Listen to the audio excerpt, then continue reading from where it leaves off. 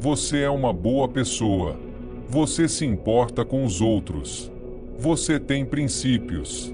Você nunca faria nada que prejudicasse alguém inocente. É o que você acredita. Mas em 1961, um psicólogo da Universidade de Yale fez uma pergunta diferente. E a resposta destruiu tudo que achávamos saber sobre bondade, moralidade e livre-arbítrio.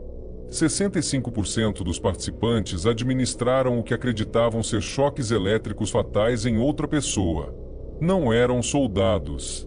Não eram criminosos. Não eram pessoas perturbadas. Eram professores, contadores, trabalhadores comuns recrutados em um anúncio de jornal. Eles sabiam que a pessoa estava sofrendo. Eles podiam ouvir os gritos. E mesmo assim, continuaram. Para entender por que Milgram fez esse experimento, precisamos voltar a 1961. Naquele ano, um homem chamado Adolf Eichmann estava sendo julgado em Jerusalém. Eichmann não era um monstro com aparência de monstro. Era um burocrata, um homem de escritório, alguém que organizava horários de trem.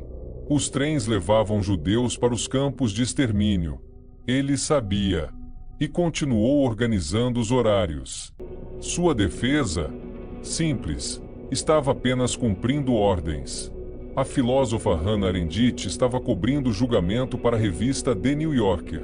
O que ela viu não foi um demônio. Foi um homem mediano, entediante, que nunca teria matado alguém por conta própria. Ela chamou isso de banalidade do mal. A ideia perturbadora de que atrocidades não precisam de monstros. Precisam apenas de pessoas comuns que param de pensar, que substituem a consciência pela obediência, que executam ordens como se fossem tarefas de escritório. Stanley Milgram leu Arendt e fez uma pergunta que mudaria tudo. Isso poderia acontecer aqui? Com americanos comuns?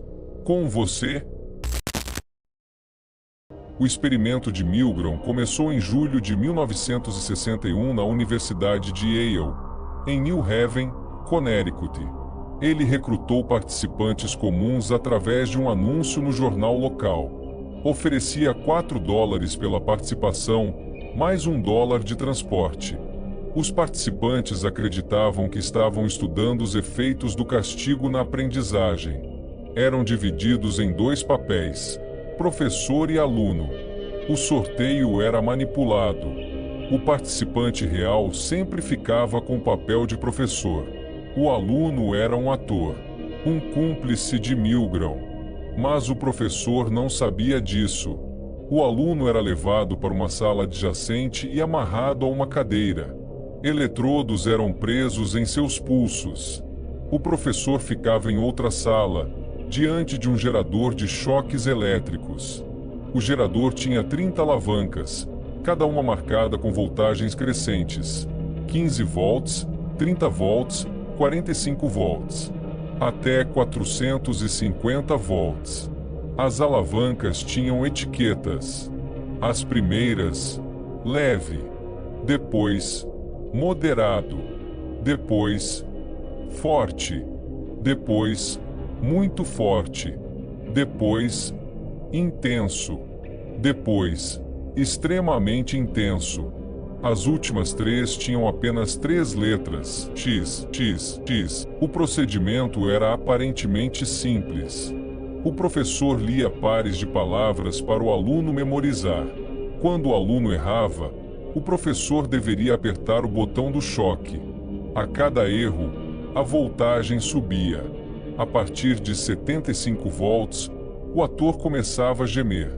A partir de 120 volts, gritava que estava com dor. A partir de 150 volts, implorava para ser solto da cadeira. A partir de 270 volts, os gritos se tornavam agonizantes. A partir de 300 volts, o silêncio. Nenhuma resposta. Como se o aluno tivesse desmaiado ou pior.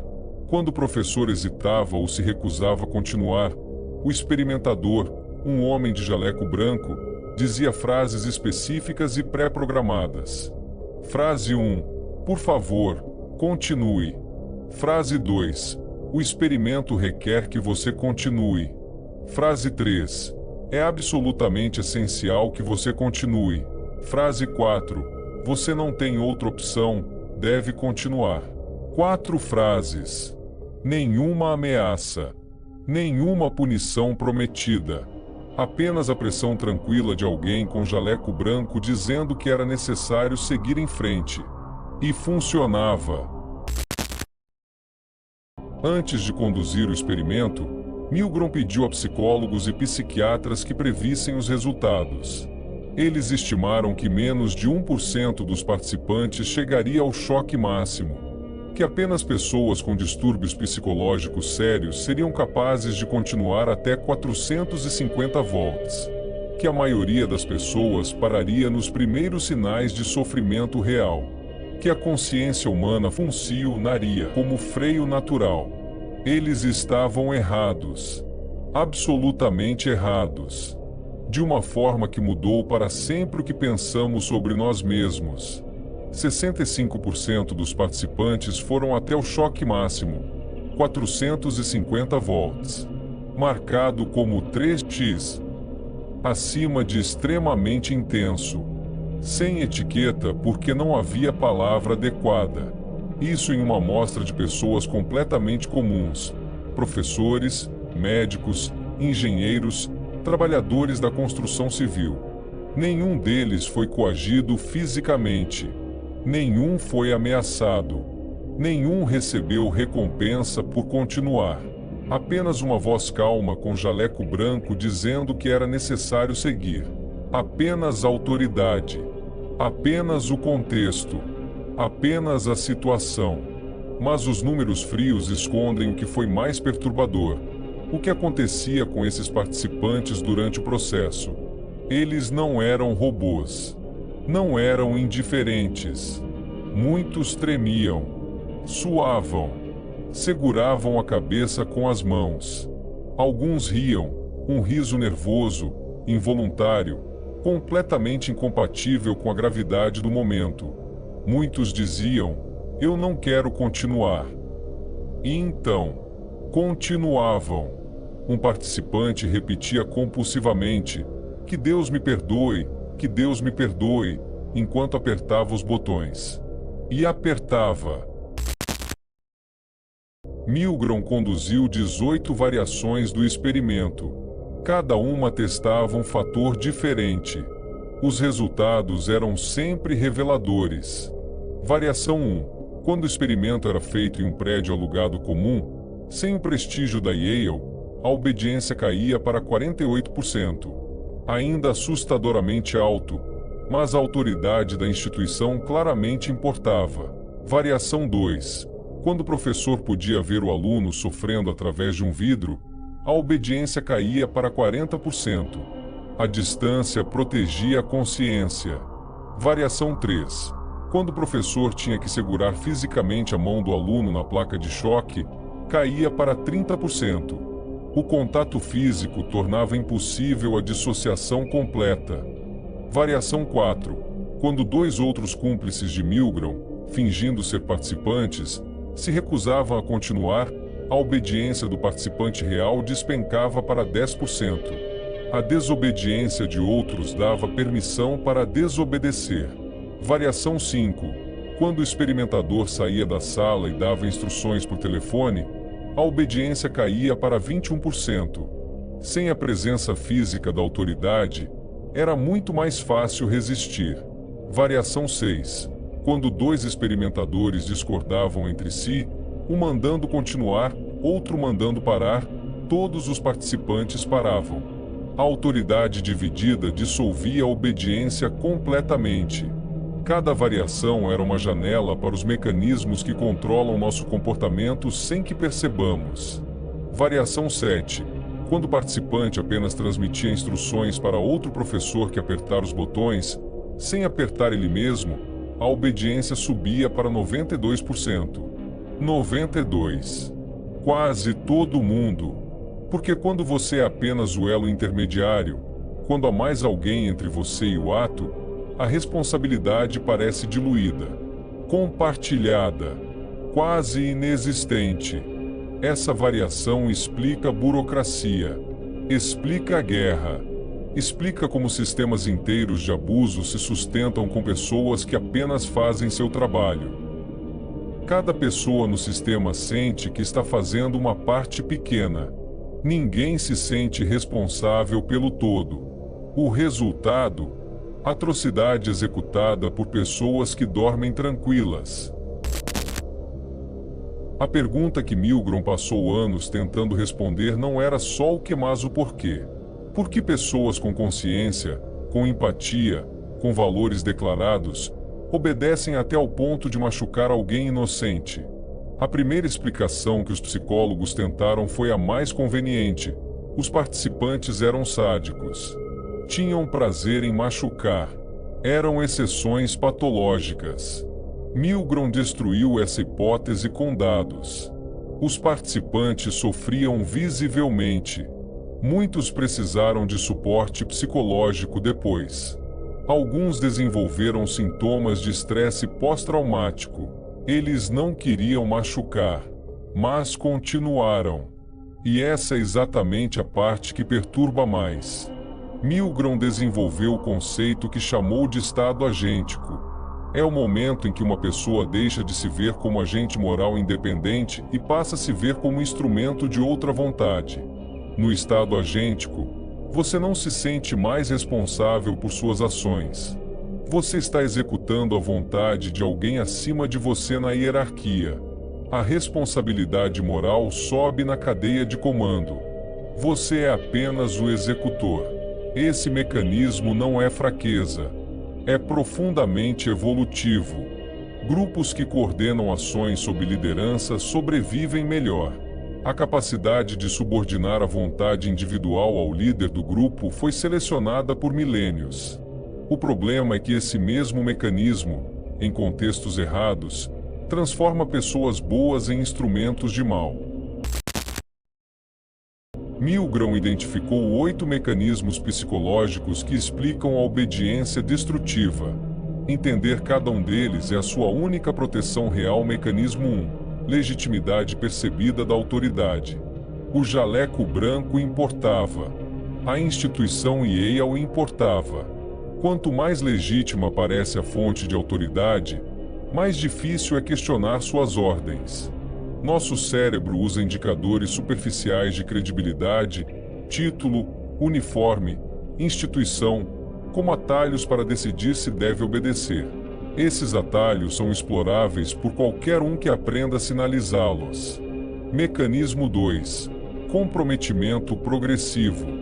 Ninguém foi convidado a apertar imediatamente o botão de 450 volts.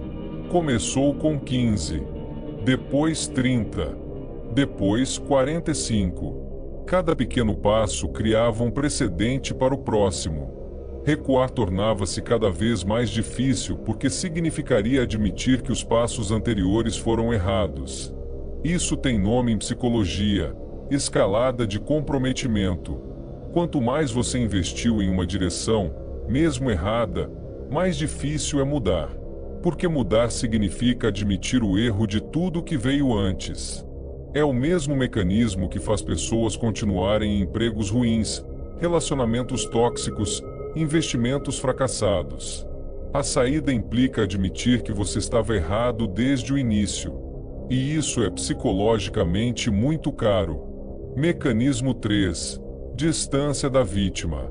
Quanto mais distante, física, emocional ou psicologicamente, a vítima estava do participante, mais fácil era continuar. Quando os gritos eram apenas sons através de uma parede, a obediência era maior do que quando o professor podia ver o aluno, e menor do que quando não havia nenhuma resposta do aluno, o silêncio sendo interpretado como inconsciente ou morto, o que paradoxalmente tornava mais fácil continuar porque não havia feedback do sofrimento. Isso explica drones e guerras conduzidas remotamente. Explica como trabalhadores de matadouros dissociam. Explica como quem processa papelada em guerras consegue dormir. A empatia funciona com proximidade. E sistemas que causam dano sabem, intuitiva ou deliberadamente, como manter a distância entre executor e consequência. Mecanismo 4. Diluição de responsabilidade.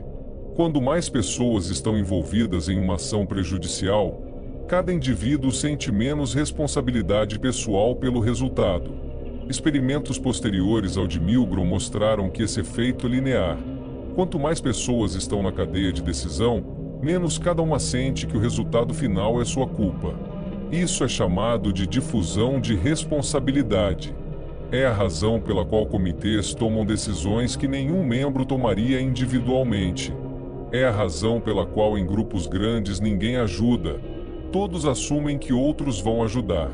É a razão pela qual sistemas burocráticos conseguem cometer atrocidades enquanto cada funcionário sente que está apenas fazendo sua parte. Mecanismo 5. Contrato social e comprometimento inicial. No começo do experimento, os participantes concordavam em participar e receber o pagamento. Essa concordância inicial criava uma obrigação implícita de seguir as regras do jogo. Sair do experimento significava quebrar um acordo. E os seres humanos têm aversão profunda a quebrar acordos, mesmo quando esses acordos se tornam problemáticos. O experimentador explorava isso com a frase: "Você concordou em participar. Lembre-se disso." Esse mecanismo é amplamente usado em persuasão e vendas. Primeiro você obtém um sim pequeno, depois um compromisso maior. A coerência interna da pessoa trabalha para você. Ela não quer ser alguém que volta atrás em sua palavra. Mecanismo 6. Pressão situacional e ausência de tempo para reflexão. O experimento era conduzido em tempo real. As ordens chegavam imediatamente após cada erro. Não havia tempo para pensar, para consultar valores, para imaginar as consequências a longo prazo. Pressão temporal é inimiga da consciência moral. Quando não há espaço para reflexão, os automatismos sociais assumem o controle. E os automatismos sociais dizem: obedece à autoridade, cumpra o que foi acordado, não crie conflito. Experimentos mostram que introduzir apenas um intervalo de alguns minutos entre as ordens aumenta significativamente a probabilidade de recusa. Tempo para pensar é tempo para recuperar o senso moral. Sistemas autoritários sabem disso. Por isso criam urgência constante. Por isso não deixam você pensar. Mecanismo 7. Redefinição da situação. A autoridade enquadrava o experimento como científico, importante, necessário para o avanço do conhecimento humano. Essa redefinição mudava o significado moral do ato. Machucar alguém por prazer é errado. Machucar alguém em nome da ciência, do progresso, do bem maior, isso era apresentado como diferente. Toda ideologia que justifica a violência usa esse mecanismo. Guerra é sempre apresentada como necessária, justa, em defesa de algo sagrado. Tortura é sempre redefinida como interrogação necessária. Genocídio é sempre enquadrado como purificação, proteção, inevitabilidade histórica. O ato permanece o mesmo. Apenas o enquadramento muda. E esse enquadramento é suficiente para fazer pessoas boas participarem de coisas horríveis. Mecanismo 8. Conformidade social e ausência de modelos de resistência. Quando estavam sozinhos com o experimentador, a maioria obedecia. Quando havia outros participantes que se recusavam, mesmo que fossem atores, a obediência despencava. Ver outra pessoa resistir dá permissão para resistir. Demonstra que a resistência é possível, que não é catastrófica, que o mundo não desmorona quando você diz não. Isso tem uma implicação extraordinária. Atos individuais de coragem moral não são apenas sobre o momento. São modelos que outros seguem. Quando você resiste a uma injustiça publicamente, você cria a possibilidade de resistência para todos ao redor. A desobediência corajosa é contagiante, assim como a obediência covarde. O experimento de Milgram não é apenas sobre um laboratório de Yale em 1961. É um espelho. E o que ele reflete vai muito além do que qualquer um de nós quer admitir. Explica o Holocausto, não como algo feito por monstros específicos e identificáveis, mas como algo feito por um sistema que soube usar cada um desses 8 mecanismos com precisão.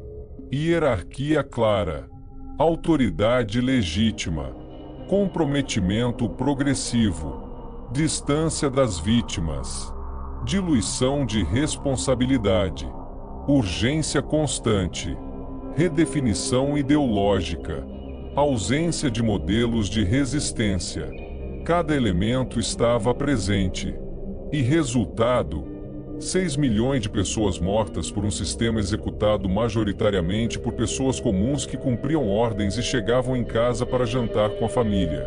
Mas Milgram não explica apenas eventos históricos distantes.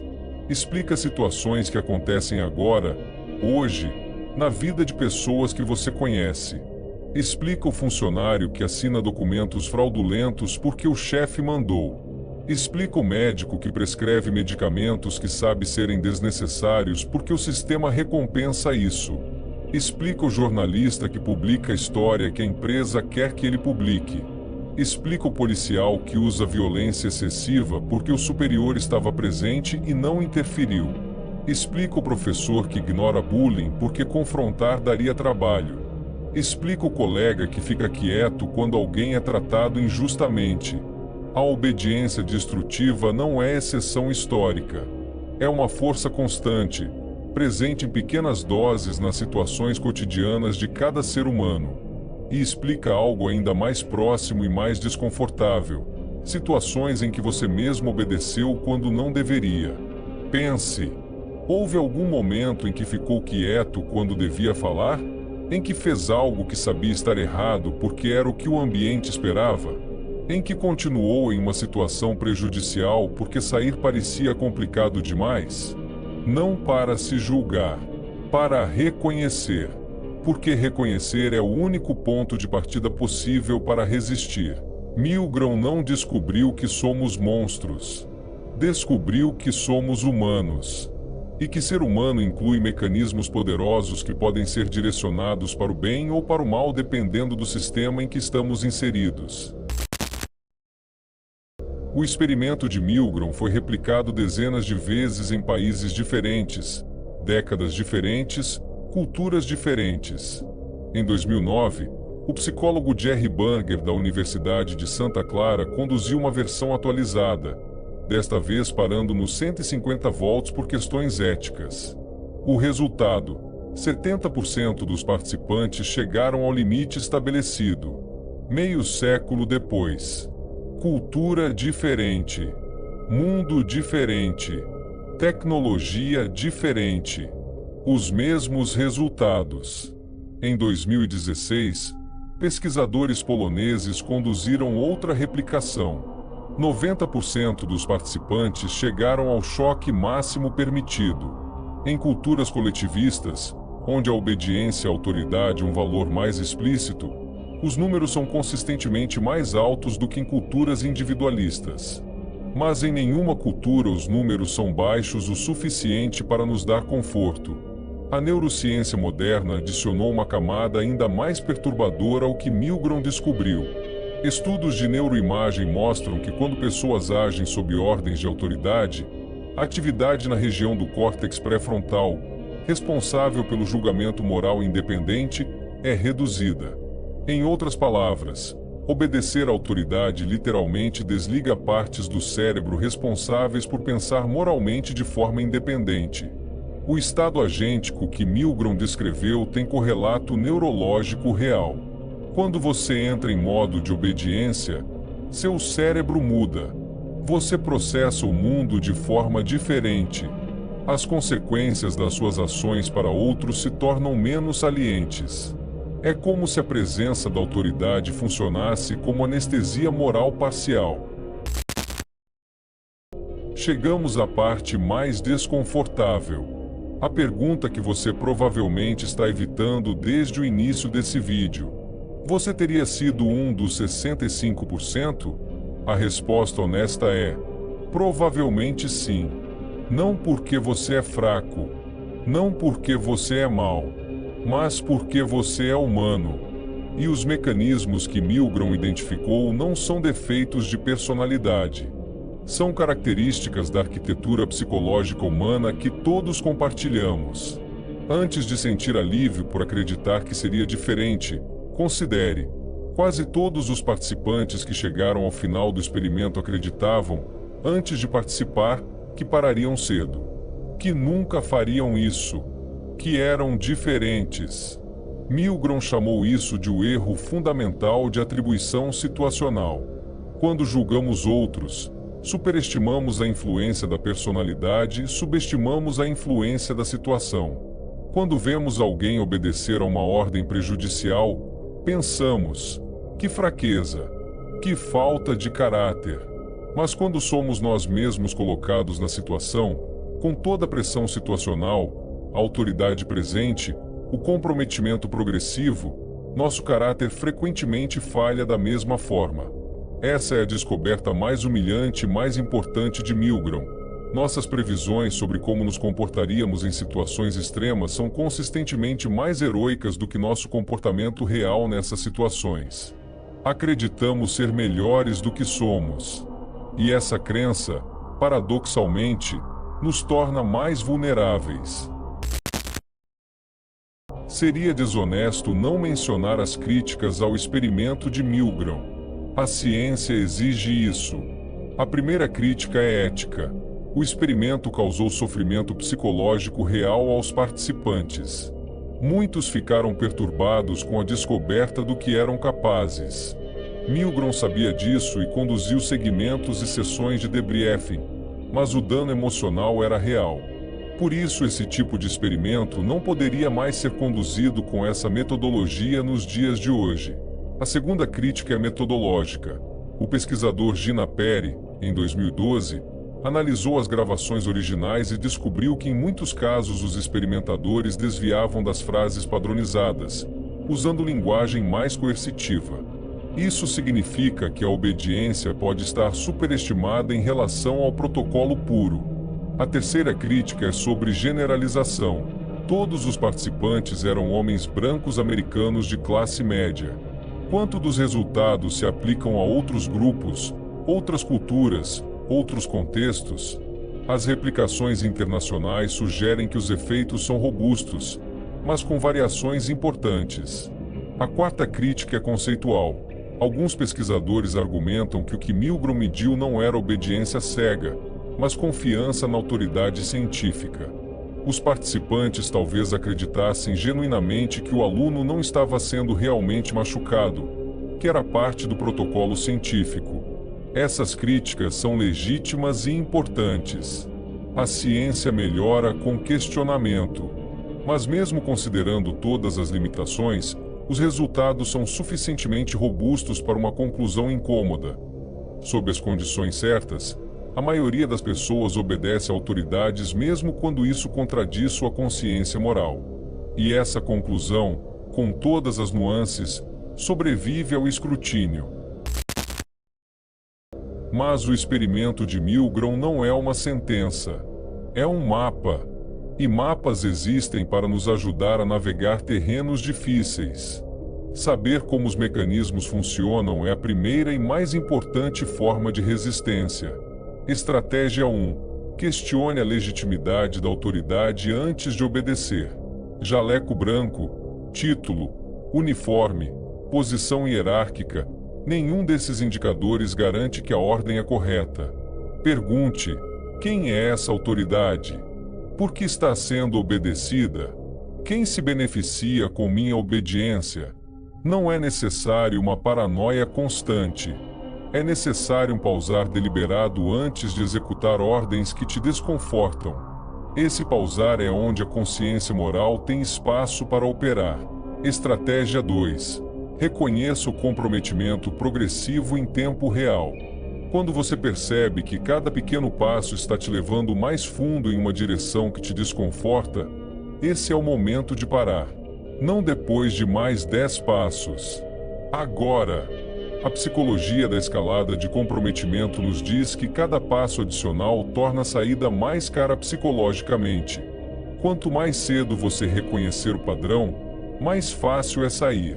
Uma pergunta útil: se eu estivesse começando agora, sem o histórico dos passos anteriores, eu tomaria essa decisão? Se a resposta for não, você está provavelmente preso no comprometimento progressivo.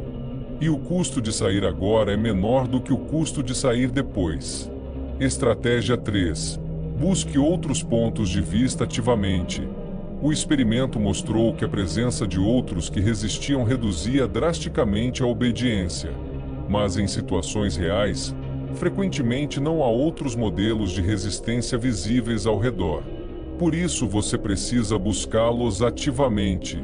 Antes de tomar decisões importantes em contextos de pressão, de autoridade, de grupo, de urgência, consulte pessoas que não estão no mesmo sistema que você. Perspectivas externas quebram o campo de pressão situacional. Um amigo de confiança fora do seu ambiente de trabalho. Um mentor que não tem interesse direto no seu caso. Um conselheiro sem afiliação ao sistema que está te pressionando. Essas vozes externas funcionam como os participantes atores que recusaram. Elas criam possibilidade onde antes havia apenas uma direção possível. Estratégia 4. Pratique a desobediência em escalas pequenas. Isso pode parecer estranho. Por que praticar desobediência? Porque a obediência reflexiva é um hábito. E como todo hábito, ele se torna mais automático com o tempo. Pessoas que nunca exercitaram a capacidade de discordar com a autoridade têm menos recursos psicológicos disponíveis quando a situação requer isso urgentemente. Questionar o chefe quando você discorda de uma decisão menor. Expressar uma opinião diferente em uma reunião. Recusar-se a participar de uma fofoca mesmo que o grupo inteiro esteja participando. Essas pequenas resistências constroem a musculatura psicológica necessária para resistências maiores quando elas importam. A desobediência moral é uma habilidade. E habilidades precisam ser praticadas. Estratégia 5. Mantenha conexão emocional com as pessoas afetadas pelas suas ações. A distância, física, emocional, psicológica, é o que permite a obediência destrutiva. Quando você toma decisões que afetam outros, torne os afetados concretos na sua mente. Não estatísticas. Não abstrações. Pessoas específicas com vidas específicas, nomes, famílias. Empresas que demitem em massa lidam bem com os números. Lidariam da mesma forma se tivessem que olhar nos olhos de cada pessoa demitida? Provavelmente não. Por isso não fazem isso. Use deliberadamente a empatia como antídoto para a distância. Antes de executar uma ordem que te desconforta, pergunte: quem é a pessoa do outro lado disso? O que isso significa para ela? Stanley Milgram morreu em 1984, aos 51 anos, de um ataque cardíaco. Tinha muito mais pesquisa a fazer. O experimento que o tornou famoso também o tornou controverso. Ele nunca recebeu o prêmio Nobel que alguns achavam que merecia, em parte porque o estabelecimento científico nunca ficou completamente confortável com o que ele havia mostrado. Mas seu legado está em cada sala de aula de psicologia do mundo, em cada discussão sobre ética em pesquisa, em cada análise de genocídio, de abuso institucional, de sistemas de controle. Em 2004, quando surgiram as imagens de Abu Ghraib, soldados americanos torturando prisioneiros iraquianos enquanto sorriam para as câmeras, os psicólogos que foram chamados para explicar o que havia acontecido citaram Milgram e Zimbardo em quase todas as entrevistas. Os soldados não eram monstros. Eram pessoas comuns que entraram em um sistema que sabia exatamente como fazer pessoas comuns fazerem coisas horríveis. O que Milgram nos deu não foi conforto, foi clareza. E clareza, mesmo quando desconforta, é sempre preferível à ilusão. A ilusão de que somos imunes à pressão situacional nos torna mais vulneráveis a ela. A clareza de que não somos imunes nos dá a possibilidade de construir resistências deliberadas. Isso não é pessimismo sobre a natureza humana. É realismo. E realismo é o único ponto de partida para melhorar qualquer coisa. Os 35% que pararam no experimento de Milgram, que se recusaram a continuar apesar de toda a pressão, não eram super-heróis. Eram pessoas comuns que, por razões que a pesquisa continua tentando entender completamente, ativaram a resistência nos momentos certos. Aprender o que elas fizeram, o que as diferenciou, é o projeto mais importante que a psicologia social tem pela frente. Pesquisadores que analisaram os dados de Milgram em busca dos padrões nos 35% que resistiram encontraram alguns fatores consistentes. Primeiro, experiência prévia com autoridades questionáveis. Pessoas que em algum momento de suas vidas tiveram que reconhecer que uma figura de autoridade estava errada e resistir a isso demonstravam maior capacidade de fazê-lo novamente. A primeira vez é a mais difícil. O mundo não desmorona. A autoridade não desaba. E você descobre que a desobediência tem custo gerenciável. Essa experiência muda o que parece possível.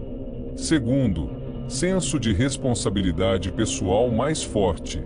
Os que pararam tendiam a usar linguagem de agência. Eu fiz isso. Eu decidi isso. Em vez de linguagem de instrumento, eu fui mandada fazer, eu tive que fazer. Essa diferença linguística reflete uma diferença psicológica real no locus de responsabilidade. Terceiro, maior capacidade de tolerar conflito social. Os que resistiram suportaram melhor o desconforto de contrariar uma autoridade, de criar tensão, de ser o elemento disruptivo. Esse é um traço que parece correlacionar com autoestima e segurança de identidade. Quando sua autoimagem não depende de aprovação constante, você tem mais tolerância para gerar desaprovação quando necessário. Quarto, capacidade de imaginar perspectivas alternativas em tempo real. Os que pararam relatavam ter pensado na perspectiva do aluno, mesmo que fosse um ator que eles não podiam ver, com mais vivacidade do que os que continuaram. A empatia ativa, mesmo imaginária, funcionou como freio. Quinto, valores morais mais explicitamente articulados. Pessoas que podiam verbalizar claramente porque algo era errado, não apenas sentir desconforto vago, tinham mais recursos para resistir. Esses 5 fatores têm implicações práticas que você pode começar a usar agora. Busque deliberadamente situações em que você precise discordar de autoridades. Não situações de alto risco onde o custo é enorme. Situações cotidianas de baixo custo onde você pode praticar dizer: eu penso diferente, eu discordo, eu não farei isso. Trabalhe ativamente sua linguagem de agência. Quando você diz eu tive que fazer aquilo porque o chefe mandou, está reforçando um padrão psicológico de instrumentalização. Quando você diz eu decidi fazer aquilo, mesmo que a decisão tenha sido influenciada por pressão externa, você mantém a agência moral. Essa não é apenas semântica. A forma como você descreve suas ações para si mesmo retroalimenta o tipo de agente moral que você se torna. Cultive tolerância ao conflito social. Isso pode começar com algo tão simples quanto expressar uma opinião diferente em uma conversa de grupo. Discordar gentilmente, mas claramente com alguém que tem posição de autoridade em uma discussão pequena. Recusar-se a rir de uma piada que você acha errada, mesmo que todos estejam rindo. Cada um desses pequenos momentos constrói a musculatura necessária para os momentos que importam de verdade. Pratique empatia ativa e imaginária.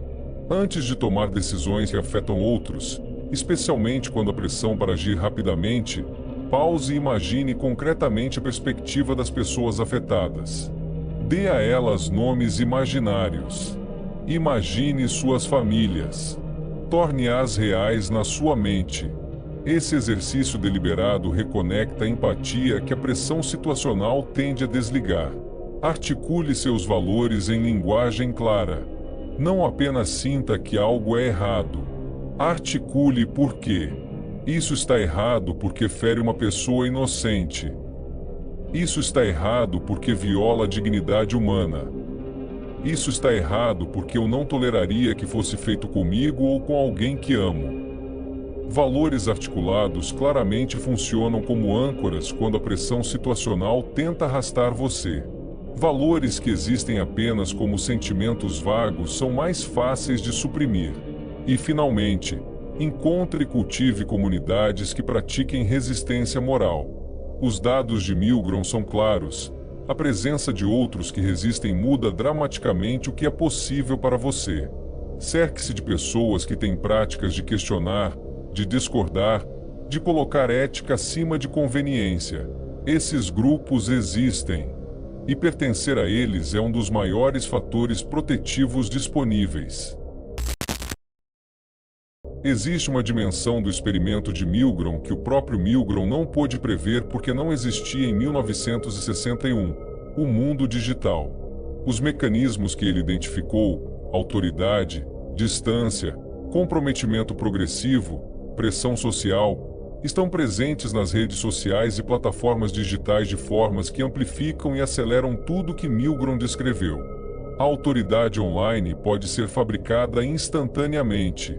Número de seguidores, verificação de conta, tom confiante, vocabulário técnico, todos esses são equivalentes digitais do jaleco branco e funcionam com a mesma eficácia.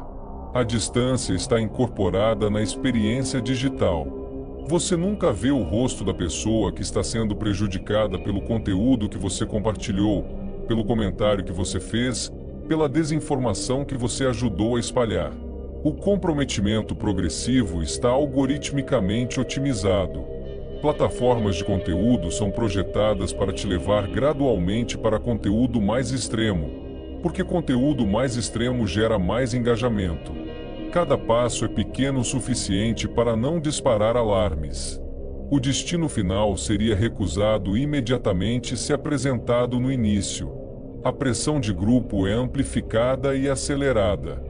Uma opinião pode receber milhares de validações ou ataques em minutos. O ambiente social ao redor de qualquer posição parece mais uniforme do que é porque algoritmos favorecem conteúdo que gera acordo dentro de grupos. E a diluição de responsabilidade é máxima. Quando você compartilha uma informação falsa com 2 milhões de pessoas, quão responsável você se sente por cada um dos danos causados? A escala torna a responsabilidade invisível. O experimento de Milgram foi conduzido em uma sala de laboratório com uma pessoa por vez. Suas descobertas eram assustadoras. Imagine o experimento de Milgram escalado para bilhões de pessoas simultaneamente, com autoridades algoritmicamente selecionadas para máxima persuasão, com distância máxima das vítimas, com pressão social operando em tempo real, com comprometimento progressivo otimizado por engenheiros cujo objetivo é maximizar o tempo de atenção. Isso tem um nome: internet moderna. Não é paranoia. É aplicação direta do que Milgram descobriu a um contexto que ele não pôde imaginar. E entender isso é essencial para navegar o ambiente informacional atual com alguma agência real. As estratégias de resistência se aplicam diretamente ao ambiente digital, com algumas adaptações. Questione a autoridade digital ativamente. Seguidores, verificações, tom confiante, nenhum desses indica que a informação é correta. Antes de compartilhar algo, pergunte: de onde vem essa informação? Quem se beneficia com minha aceitação e compartilhamento? Há fontes primárias verificáveis? Essa não é uma exigência de paranoia. É uma exigência de letramento informacional básico que o ambiente digital tornou necessário. Reconheça o comprometimento progressivo do conteúdo.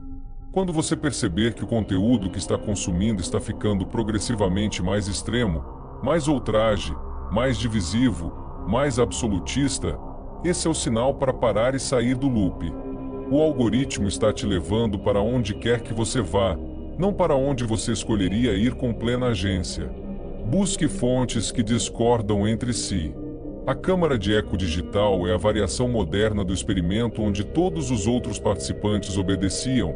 Ela cria a aparência de consenso onde há apenas seleção algorítmica. Consumir deliberadamente perspectivas que desafiam as suas não é intelectualmente incômodo? É o requisito mínimo para ter opiniões que sejam realmente suas e não apenas reflexos do que o algoritmo decidiu te mostrar.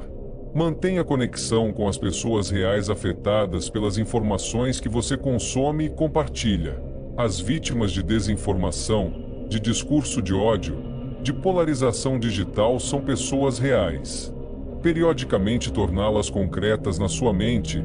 Quem é machucado quando essa informação falsa se espalha? É o equivalente digital de manter a empatia ativa que diferencia os resistores nos experimentos de Milgram.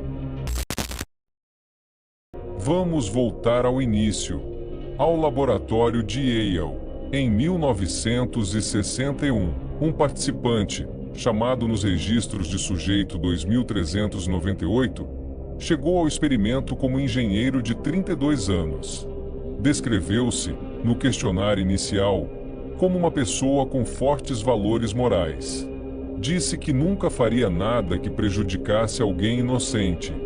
Chegou ao choque máximo, 450 volts. No debriefing depois, quando revelaram que o aluno era um ator e que nunca houve choque real, ele ficou em silêncio por um longo tempo. Então disse: "Eu queria parar. Eu sabia que estava errado.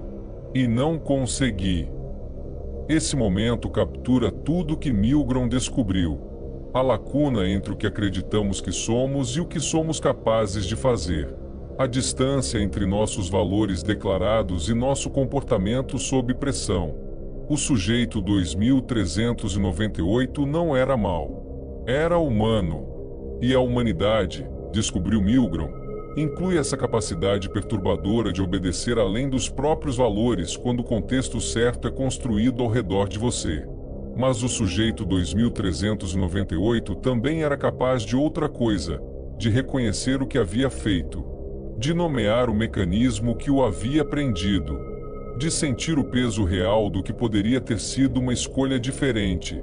E nesse reconhecimento, nessa capacidade de olhar para o que somos capazes e nomear isso sem fugir, está o único ponto de partida disponível para nos tornarmos melhores. Não pela negação de que somos vulneráveis, mas pelo reconhecimento de como e quando somos vulneráveis, e pela construção deliberada de práticas, relacionamentos e estruturas mentais que nos deem algo para segurar quando a pressão chegar. Vamos recapitular o que você aprendeu hoje. Em 1961, Stanley Milgram descobriu que 65% de pessoas comuns administrariam choques potencialmente letais a um inocente simplesmente porque uma autoridade com jaleco branco pedia. Isso não acontecia por sadismo. Acontecia por mecanismos psicológicos profundos e evolutivos: legitimidade percebida da autoridade, comprometimento progressivo, distância da vítima, diluição de responsabilidade, pressão temporal, contrato social, redefinição situacional e ausência de modelos de resistência. Esses mecanismos não são falhas de caráter. São características da arquitetura humana que podem ser direcionadas para o bem ou para o mal dependendo do sistema em que você está inserido. Conhecê-los é sua principal proteção. As estratégias de resistência são claras. Questione a legitimidade da autoridade antes de obedecer. Reconheça o comprometimento progressivo em tempo real, busque perspectivas externas ativamente. Pratique a desobediência em escalas pequenas. Mantenha empatia ativa e imaginária com os afetados pelas suas ações. Articule seus valores em linguagem clara. Cultive comunidades que praticam resistência moral. E no mundo digital, questione a autoridade online, reconheça algoritmos de radicalização progressiva, busque deliberadamente perspectivas que desafiam as suas. Mantenha conexão com as pessoas reais afetadas pelas informações que você consome. Nada disso é garantia. A pressão situacional é real e poderosa. Mas conhecimento e prática deliberada fazem diferença. Os 35% que resistiram no experimento de Milgram provam isso. Você pode fazer parte desse grupo. Não por superioridade moral inata, por trabalho, por prática, por escolhas repetidas ao longo do tempo de se manter no lado certo da linha, mesmo quando o contexto empurra para o outro lado. Se esse vídeo te deu algo, seja uma perspectiva nova, seja o desconforto produtivo de se perguntar se você teria sido um dos 65%, seja apenas a satisfação de entender melhor porque o mundo é como é, existe uma forma de ajudar esse canal a continuar existindo. Curtir o vídeo leva 2 segundos. Para o algoritmo do YouTube, é o sinal mais valioso de que o conteúdo merece ser mostrado para mais pessoas. Se inscrever e ativar o sino garante que você não vai perder o próximo vídeo. E eu posso garantir que o próximo vai ser tão denso e perturbador quanto esse. Porque o que estamos construindo aqui não é entretenimento vazio. É conhecimento real sobre o lado da mente humana que importa mais entender. E se você tem alguém na sua vida que toma decisões importantes, em posições de liderança, em ambientes de alta pressão, em situações onde a obediência e a consciência se chocam, manda esse vídeo para essa pessoa. Antes de fechar esse vídeo, quero deixar uma última coisa com você. Existe uma tensão em todo o trabalho de Milgram que ele nunca resolveu completamente e que eu acho que é importante nomear. Se somos tão vulneráveis à pressão situacional, se nosso comportamento é tão determinado pelo contexto ao redor, qual é o espaço real para a responsabilidade moral individual? Essa é uma pergunta filosófica genuína que psicólogos, filósofos e juristas continuam debatendo. E eu não tenho uma resposta simples. Mas tenho uma perspectiva. A descoberta de que somos vulneráveis não elimina a responsabilidade. Aumenta a responsabilidade pela construção de sistemas melhores, de contextos melhores, de culturas que tornem a obediência destrutiva mais difícil em vez de mais fácil. O experimento de Milgram é frequentemente citado como prova de que os seres humanos são fundamentalmente fracos, obedientes, incapazes de resistir. Eu leio diferente. 35% resistiram.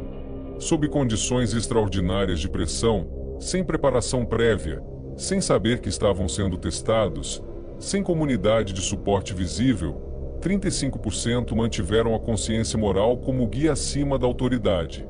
Isso não é pouco. Isso é extraordinário. E o que os diferenciou não foi superpoder. Foi uma combinação de fatores que podem ser cultivados, que podem ser ensinados, que podem se tornar mais prevalentes se entendermos o que são e como construí-los.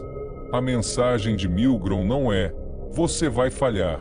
A mensagem é: você pode resistir. Mas precisará trabalhar para isso. Precisará conhecer os mecanismos que trabalham contra você. E precisará construir deliberadamente os fatores que trabalham a seu favor. Vivemos em um mundo que sistematicamente constrói contextos de obediência, hierarquias corporativas, sistemas políticos, algoritmos digitais, culturas de conformidade, todos otimizados, conscientemente ou não, para reduzir a fricção da obediência e aumentar o custo da resistência. Entender isso não é motivo para cinismo ou desistência. É motivo para trabalho específico, direcionado, na direção oposta. Construir sua capacidade de questionar a autoridade. Cultivar relacionamentos que modelam resistência moral. Criar hábitos de reflexão antes de ação. Manter empatia ativa especialmente quando os sistemas tentam desligá-la. Articular valores com clareza suficiente para que sirvam de âncora quando a maré situacional tentar te arrastar. Esse trabalho não é heróico. É silencioso, cotidiano, frequentemente invisível.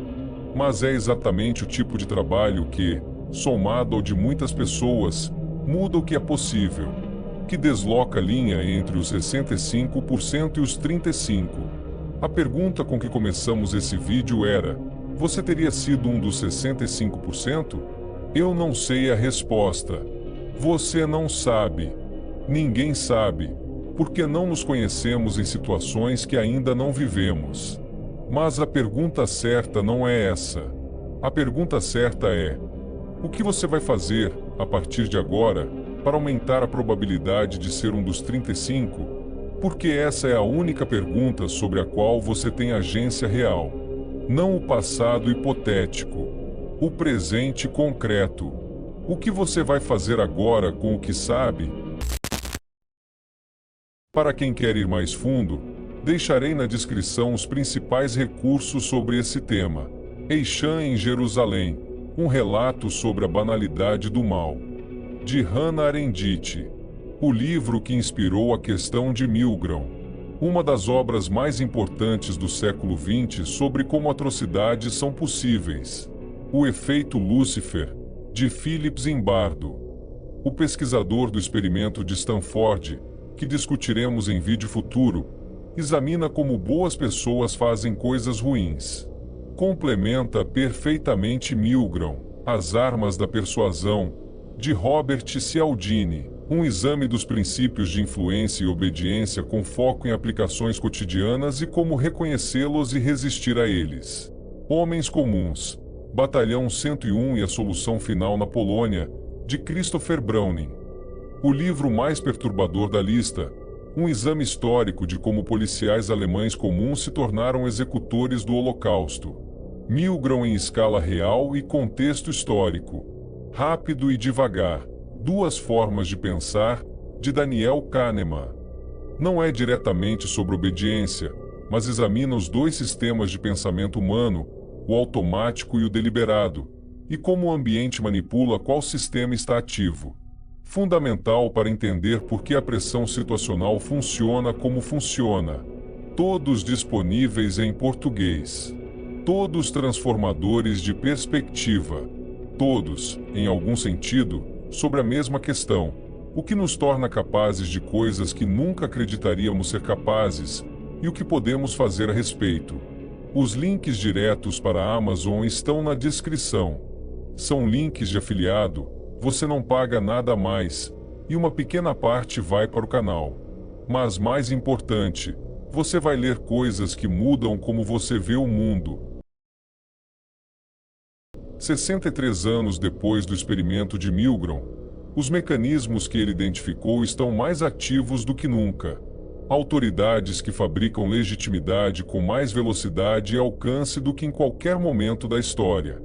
Sistemas de comprometimento progressivo otimizados por inteligência artificial. Distância máxima entre executores e vítimas. Diluição de responsabilidade em escala de bilhões de pessoas. Urgência constante que não deixa tempo para reflexão. Câmaras de eco que tornam invisíveis os modelos de resistência. O laboratório de Yale foi substituído pelo mundo digital. O jaleco branco foi substituído pelo algoritmo. A alavanca de choques foi substituída pelo botão de compartilhar, pelo voto, pela assinatura, pelo silêncio no momento errado. Mas os mecanismos são os mesmos. E as estratégias de resistência também são as mesmas. Você que chegou até aqui, você já fez algo que a maioria das pessoas não faz. Você enfrentou uma verdade desconfortável sobre a natureza humana sem fugir para explicações convenientes. Você ficou com a complexidade. Você não procurou a saída fácil de dizer, mas eu seria diferente sem examinar se isso é verdade. Esse é o tipo de honestidade intelectual que está na base de tudo que Milgram esperava que seu trabalho produzisse. Ele não queria que as pessoas saíssem com medo de si mesmas. Queria que saíssem conhecendo-se melhor, mais humildes sobre suas próprias limitações, mais deliberadas nas escolhas que fazem, mais atentas aos sistemas em que estão inseridas. Você saiu desse vídeo com tudo isso disponível. O que você faz com isso é sua escolha, a única que importa. Milgram disse uma vez, em entrevista, que o resultado mais perturbador de seu trabalho não era a porcentagem que obedeceu. Era a expressão no rosto das pessoas quando descobriam o que tinham sido capazes de fazer. Não horror, não negação, reconhecimento, como se, em algum nível que não admitiam consciosamente, sempre soubessem que eram capazes. A pergunta de Milgram não era: Você é bom ou mal? Era: Você sabe quem você realmente é?